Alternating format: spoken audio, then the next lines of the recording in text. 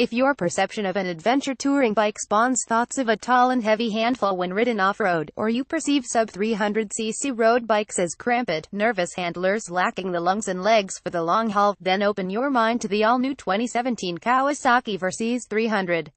While conceived as an affordable and tri-level platform, the comfort, convenience, and versatility of this new addition to Kawasaki's versys family is certain to appeal to novice and seasoned riders alike.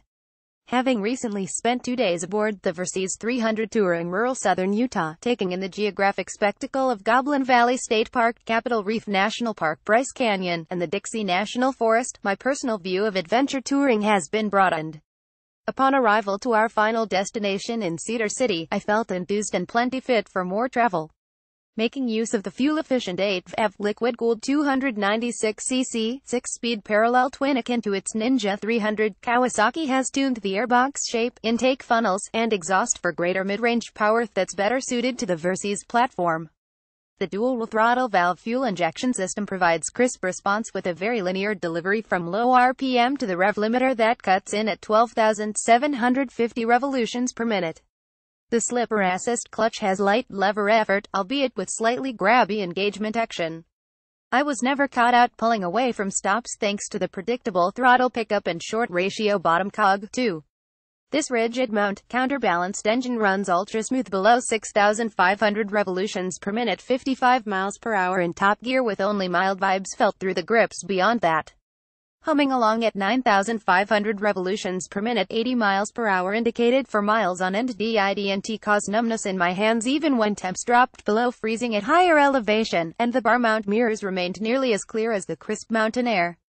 The early morning hours provided a true testament to the coverage of the fairing and tall windscreen.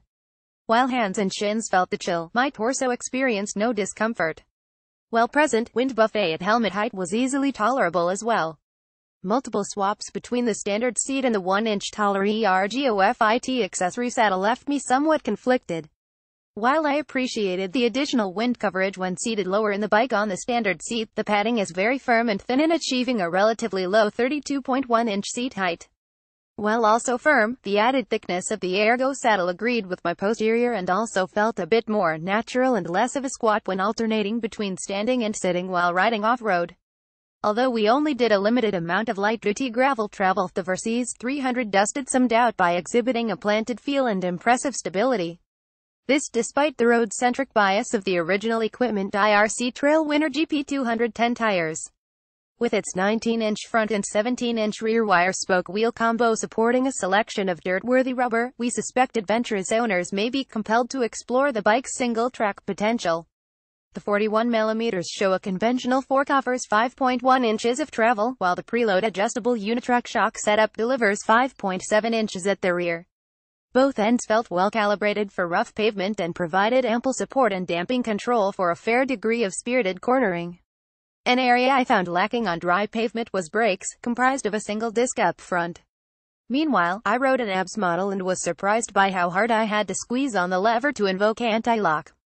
Considering this bike's inviting passenger accommodation and/or added load capacity of the accessory pannier and top box, one could benefit from having more stopping power at hand. In the end, Kawasaki has delivered a bike that's destined to become a top seller in its line. The versys 300 has a lot to offer with its standout combination of build quality, versatility, and comfort within its price category.